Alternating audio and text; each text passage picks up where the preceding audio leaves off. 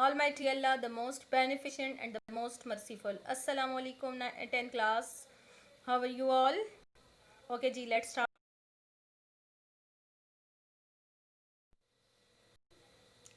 Lecture number 14, Theory of Quadratic Equation. Topic अभी हमारे पास discriminant ही चल रहा है, ठीक है. Discriminant of Quadratic Equation. Exercise 2.1, question number 4, 5, 6. Okay जी, आज के लेक्चर पे जाने से पहले पिछले 2 लेक्चर्स का मैं पहले थोड़ा रिव्यू दूंगी, उसके बाद हम आगे चलेंगे, ठीक है बच्चों. ओके जी,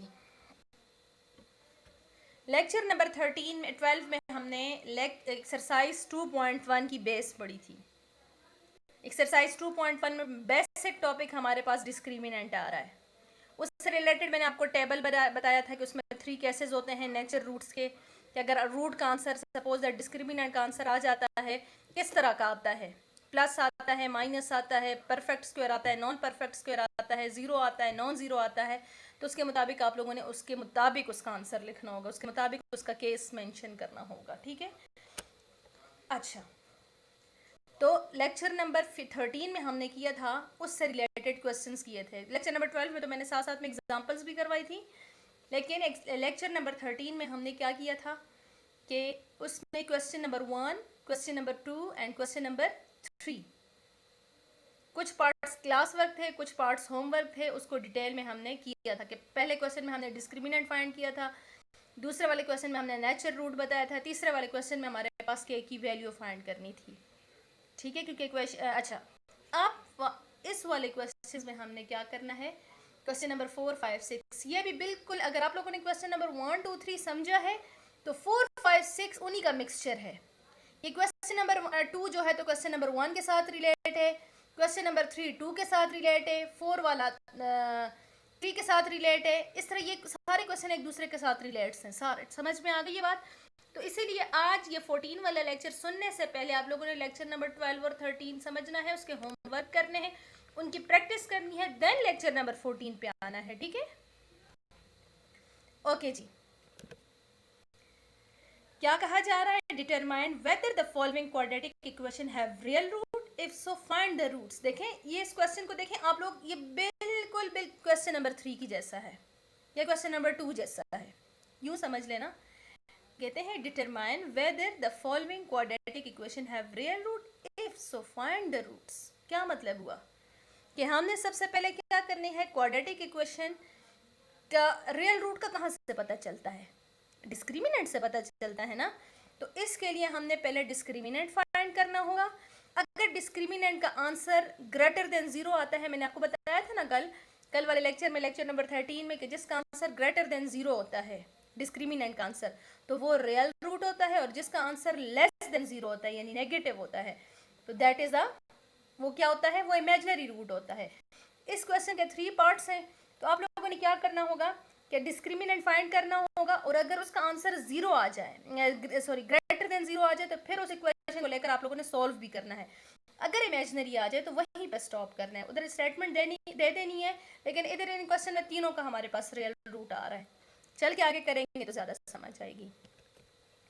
क्वाड्रेटिक इक्वेशन है हमारे पास x² + 5x + 5, ठीक है.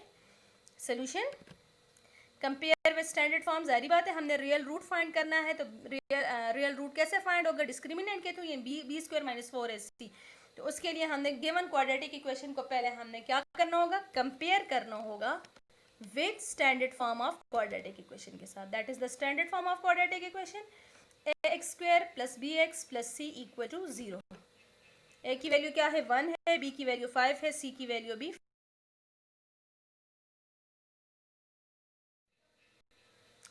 डिस्क्रिमिनेंट क्यों कर रहे हैं, मैं दोबारा बार बार क्यों बता रही हूँ, ताकि आप लोगों को बिल्कुल क्लियर होता जाए. डिस्क्रिमिनेंट मैंने रियल रूट फाइंड, अगर रियल रूट है तो आगे जाकर मैंने फिर क्वाड्रेटिक इक्वेशन को लेकर सॉल्व भी करना है, मींस कि x की वैल्यू फाइंड करनी है, तो उसको भी रूट्स बोलते हैं, ठीक है. अब वैल्यूज पुट करनी, 5² - 4ac, वैल्यूज पुट की तो हमारे पास 5 आ गया, ठीक है.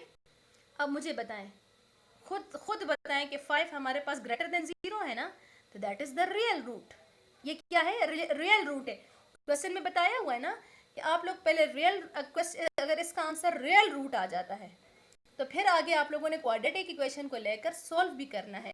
सपोज कि यहाँ पे 5 आ जा रहा, तो वो तो रियल ना होता ना, वो तो इमेजिनरी होता, वो वही यहीं पे स्टॉप कर देते कि ये इमेजिनरी रूट है, सो कैन नॉट बी जो है, तो इसको आगे हम एक्सटेंड, इस क्वेश्चन को हम सॉल्व नहीं कर सकते।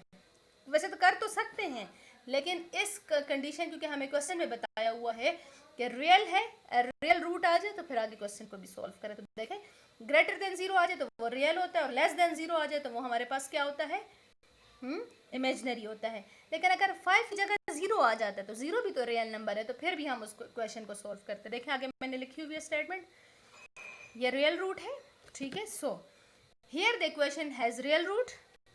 हाँ, अगर यहाँ पे सपोज दैट कि मेरे पास -5 आता तो फिर मैं क्या क्या लिखती, here the equation has imaginary root, और नाउ फिर मैं यहीं पे स्टॉप कर देती, ठीक है। अब देखें ये तो रियल रूट है, लेकिन अगर आंसर 0 भी आ जाता है तो फिर भी 0 भी रियल नंबर है, ठीक है। नाउ फाइंडिंग सोल्यूशन, यानी अब सोल्यूशन फाइंड करना है गिवन क्वाड्रेटिक इक्वेशन का। चैप्टर नंबर 1 में हमने कैसे फाइंड किया था, सोल्यूशन कैसे फाइंड किए थे, 3 मेथड से। कौन कौन से, फैक्टराइजेशन से, कंप्लीटिंग स्क्वायर्स और क्वाड्रेटिक फार्मूला से। तो अब हमने क्वाड्रेटिक इक्वेशन लेनी है और क्या करना है, इसको सॉल्व करना है। अच्छा, अब क्वाड्रेटिक फार्मूला यहाँ पे यूज करेंगे, solve by given equation by, solve the given equation by quadratic formula. Quadratic formula से करेंगे क्योंकि इसकी मिड टर्म ब्रेक नहीं हो सकती, ये फैक्टराइजेशन से नहीं हो सकता। आपको मैंने पहले चैप्टर में सारा डिटेल में बता चुकी हूँ कि एक इक्वेशन जब हमारे पास फैक्टराइजेशन से ना हो तो हम कंप्लीटिंग स्क्वायर इतना ज़्यादा यूजफुल नहीं होता इस लेवल पे, उसमें जस्ट आपको इस लेवल पे बताया जाता है। लेकिन हाँ, डायरेक्ट जंप करते हैं क्वाड्रेटिक फार्मूला में, क्योंकि वो हमारे पास बेस्ट ऑप्शन होता है, वो हर किस्म का सोल्यूशन निकाल देता है हमें, ठीक है। अच्छा, कंपेयर विद, अच्छा एक दूसरी बात, डिस्क्रिमिनेंट का आंसर हमारे पास देखा जाए तो है तो इरेशनल ना, क्योंकि 5 is not a perfect square. तो देखें हमने यहाँ पे क्वाड्रेटिक फार्मूला लगाया, अगर हमारे पास डिस्क्रिमिनेंट का आंसर पर रेशनल आ जाता, मैं रेशनल और इरेशनल, रियल और उसकी बात नहीं कर रही, मैं रेशनल और इरेशनल की बात कर रही हूँ। अगर डिस्क्रिमिनेंट का आंसर हमारे पास क्या आ जाता है, इरेशनल, तो फिर वहीं पे जब उस इक्वेशन को सॉल्व करते हैं तो वहाँ पे क्वाड्रेटिक फार्मूला लगाते हैं। लेकिन अगर डिस्क्रिमिनेंट का आंसर हमारे पास परफेक्ट रेशनल नंबर आ जाता है तो उस इक्वेशन को हम फैक्टराइजेशन से करेंगे, ये माइंड में रखें। अच्छा, वो अगले क्वेश्चन में करेंगे, तो अगले क्वेश्चन में अभी जो मैंने बताया वही चीज हो रही है। Solve the given equation by quadratic formula, ठीक है। क्वाड्रेटिक फार्मूला क्यों, मैंने आपको देखें बगैर बताई मैंने आंसर से ही बता दिया है, डिस्क्रिमिनेंट के आंसर से कि हमारे पास इरेशनल है तो हम यहाँ पे क्या लगाएंगे, क्वाड्रेटिक फार्मूला लगाएंगे, ठीक है। अब हमने जब भी क्वाड्रेटिक फार्मूला से करना होता है तो सबसे पहले स्टैंडर्ड फॉर्म के साथ कंपेयर करते हैं, x square plus b x plus c equal to 0, a की वैल्यू 1, बी की वैल्यू 5 एंड सी की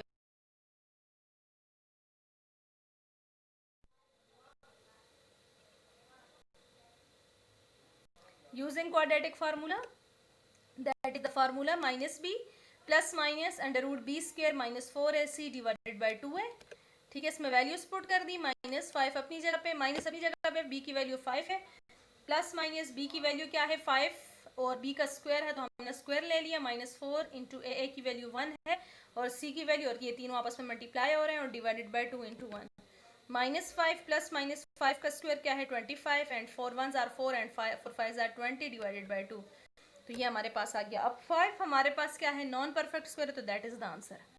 देखें इसका आंसर हमारे पास क्या आया, हाँ देखिए हमारे पास क्या है, सोल्यूशन, यानी सोल्यूशन सेट, यानी रूट्स जिसको बोलते हैं, तो दैट इज द आंसर।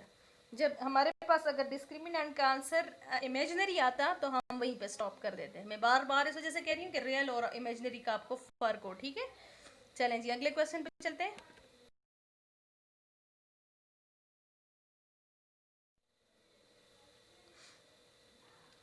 अब अगला क्या है, question number 5, determine the nature roots. अब हमने सबसे पहले नेचर रूट बताने हैं, बिल्कुल क्वेश्चन नंबर 4 है, बिल्कुल एग्जैक्टली क्वेश्चन नंबर 4 है, ठीक है। लेकिन उधर क्या था कि हमारे पास रियल की बात कर रहा था, तो रियल के बाद कहते हैं उसके बाद सोल्यूशन फाइंड करें। यहाँ पे भी हमने डिस्क्रिमिनेंट पहले फाइंड करना है और फिर हमने सोल्यूशन, लेकिन इधर थोड़ी सी बात चेंज हो गई है। डिटरमाइन द नेचर रूट, हमने सबसे पहले नेचर रूट फाइंड करना है। नेचर रूट से फाइंड होता है डिस्क्रिमिनेंट के through. Of the following quadratic equation, जो गिवन हमारे पास क्वाड्रेटिक इक्वेशन होंगी 3 पार्ट्स से, and verify the result by solving them, कि हमने पहले नेचर रूट बताने हैं और फिर वेरिफिकेशन के लिए क्या करना है कि उस इक्वेशन को सॉल्व भी करना है। अगर आप लोगों को क्वेश्चन नंबर 4 समझ में आ गई है तो क्वेश्चन नंबर 5 तो बिल्कुल उसी तरह है। लेकिन उधर क्या था कि मैंने आपको बताया था कि डिस्क्रिमिनेंट का पिछले वाले क्वेश्चन की बात कर रही हूँ, क्वेश्चन नंबर 4 का भी जो मैंने क्लास वर्क करवाया है, तो उसमें हमने क्या किया बच्चों कि हमारे पास एक क्वाड्रेटिक इक्वेशन गिवन थी, ठीक है, कि हमें बताया जा रहा था कि इसके रियल रूट फाइंड करें। अगर रियल आ जाता है तो उसको आगे लेकर जाकर सॉल्व करें। लेकिन उसका आंसर मैंने आपको बताया है कि अगर रेशनल है तो आगे जब उसको सॉल्व करेंगे तो उसको क्वाड्रेटिक फैक्टराइजेशन से करेंगे। अगर उसका आंसर इर्रेशनल है, क्या है, इर्रेशनल है, तो उसको हम क्वाड्रेटिक फार्मूला से करेंगे। आगे देखते हैं तो आपको ज़्यादा समझ आएगी। वेरिफिकेशन के लिए मैं बता रही हूँ। 3x² - 10x + 3 = 0। क्वेश्चन को रिपीट किया हमने। Compare with standard form of quadratic equation, हमने क्या किया, सबसे पहले हम कंपेयर करेंगे स्टैंडर्ड फॉर्म के साथ, क्योंकि डिस्क्रिमिनेंट में तो हमने सबसे पहले कि बी ए सी की वैल्यू पुट करनी होती है, ठीक है। तो ए की जगह यानी गिवन क्वाड्रेटिक इक्वेशन में देखें x² के साथ क्या है, 3 है, x के साथ -10 है और c के साथ 3 है। ये c की वैल्यू 3 है, ठीक है, तो ये हमने यहाँ पे लिख दी। डिस्क्रिमिनेंट हमारे पास क्या है, b² - 4ac, just values put की, b की वैल्यू -10 है, 4 और c a की वैल्यू भी 3 है और c की वैल्यू भी 3 है। तो 10 का स्क्वायर 100 और 4 3 12, 12 3 36, तो ये आ गया 64। Is this 64 is greater than 0 ना, इट्स मीन हमारे पास क्या है। अब देखेंगे, हमने पूरे नेचर रूट बताना है इसका पूरा, जो मैंने आप लोगों को कैसेस करवाए हुए हैं ना, जो आप लोगों ने क्वेश्चन नंबर कल लेक्चर नंबर 13 में क्वेश्चन नंबर 1 समझा है, उसको किया है, तो इस ये बिल्कुल वही क्वेश्चन है सारे। अब देखें, परफेक्ट स्क्वायर है ना, 64 is a perfect square and greater than 0। अब देखें, as discriminant is greater than 0 and non and have perfect square. हमारे पास ग्रेटर देन 0 भी है तो इट्स मीन वो रियल है। अच्छा, परफेक्ट स्क्वायर है तो रेशनल है, और अनइक्वल तो इस वजह से है कि मैंने आपको बोला जो हमारे पास नॉन जीरो डिजिट आंसर आ जाता है तो वो 0 आ जाता है, वो हमारे पास क्या हो जाता है, अनइक्वल होता है। तो नीचे स्टेटमेंट में देखें, as discriminant is greater than 0, क्योंकि हमने आंसर को उसके नेचर रूट कहाँ से देखकर बताने होते हैं, डिस्क्रिमिनेंट से। As discriminant is greater than 0 and perfect square, और है परफेक्ट स्क्वायर भी है, therefore will be rational and unequal. अब देखें, अब क्वाड्रेटिक इक्वेशन को लेंगे, उसको सॉल्व करेंगे, क्या करेंगे, उसको सॉल्व करेंगे, तो आपको वहीं से पता चल जाएगा उसका आंसर जब आएगा, ठीक है। यही क्वाड्रेटिक इक्वेशन को हम लेंगे, अब सॉल्व करेंगे और वेरीफाई कर लेंगे कि जो हमारे पास इधर नेचर रूट्स आए हैं ना, कि वो क्या क्या है, परफेक्ट स्क्वायर भी है, नॉन जीरो भी है यानी रियल भी है और रेशनल भी है। तो आगे हमारे पास आंसर भी इसी तरीके से आएगा कि एक रेशनल, यही हमने वेरिफिकेशन देनी है, ठीक है, सॉल्विंग के थ्रू। सॉल्व करेंगे तो उसके थ्रू हमारे पास आ जाएगी। अच्छा, अब देखें, 8 इज अ परफेक्ट स्क्वायर है, तो अब हम इस क्वाड्रेटिक इक्वेशन को फैक्टराइजेशन से करेंगे, ठीक है। अगर हम अब सपोज है कि यहाँ पे 64 के बजाय 65 आ जाए, तो 65 तो हमारे पास इरेशनल है, तो फिर उस याद रखना है कि उसको फिर क्वाड्रेटिक फार्मूला से करेंगे, और जिसका आंसर परफेक्ट स्क्वायर आ जाता है तो उसको हम फैक्टराइजेशन से करते हैं, ठीक।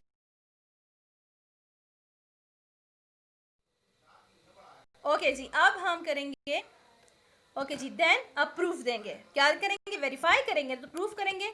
तो देखें, अब हमने क्या किया, बाय फैक्टराइजेशन, मैंने आपको बोल दिया कि उसका आंसर था ही ऑलरेडी हमारे पास, किस में था, परफेक्ट स्क्वायर है, तो फैक्टराइजेशन से करेंगे। फैक्टराइजेशन तो आप लोगों को आती होगी ना, कि ये हमने क्या करना है, 3 3 जार 9 और मिड वाली टर्म ब्रेक कर देंगे, 9 1 जार 9 और 9 और 1 से 10 भी आता है। तो पिछले क्वेश्चन में बार बार ये चीज़ें रिपीट की हैं। अब फर्स्ट 2 के पेयर में से 3x कॉमन है तो x -3, और दूसरे वाले में से -1 कॉमन है, x -3 और x -3 हमारे पास कॉमन आ गया लास्ट टर्म में, लास्ट स्टेप में। तो दैट्स मीन कि हमारे पास ऊपर सारा फैक्टराइजेशन बिल्कुल ठीक है।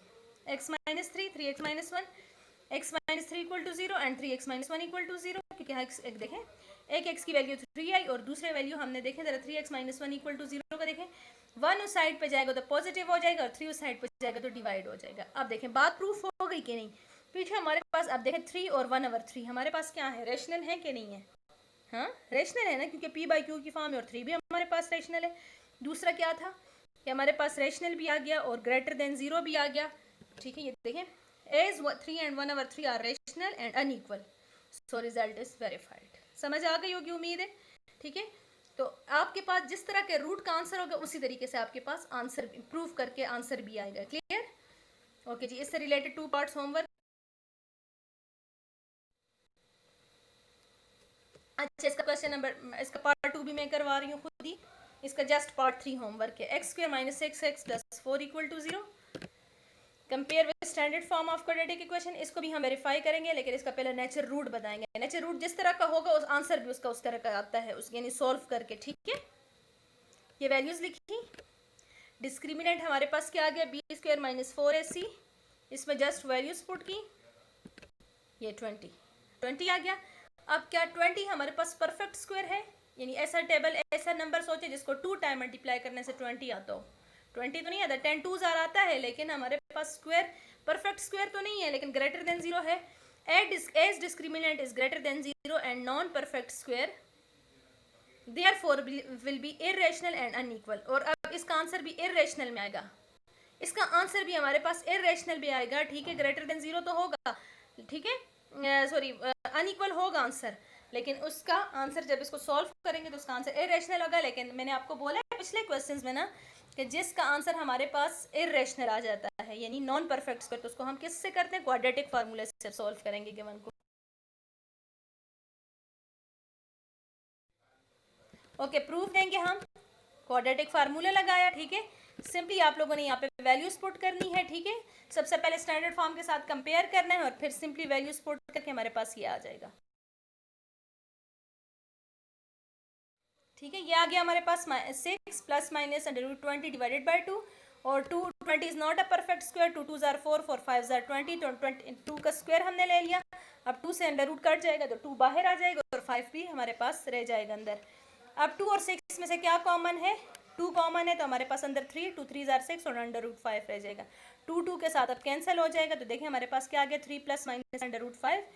एज 3 + -√5 आर इरेशनल, इरेशनल है ना, क्योंकि हमारे पास अंडर रूट के अंदर वैल्यू आ रही है 5 और 3, ये हमारे पास एक कंप्लीट एक्सप्रेशन है, तो ये हमारे पास क्या हुआ, इरेशनल है, क्योंकि अंडर रूट 5 तो हम स्क्वायर रूट तो फाइंड नहीं कर सकते, और अनइक्वल भी है क्योंकि 0 की इक्वल नहीं है। सो रिजल्ट इज वेरीफाइड। जिस तरह डिस्क्रिमिनेंट का नेचर रूट होगा तो उस तरह जब उस इक्वेशन को सोल्व करेंगे तो उसका आंसर भी वैसा ही आएगा, ठीक है। तो इससे रिलेटेड अगला पार्ट होमवर्क।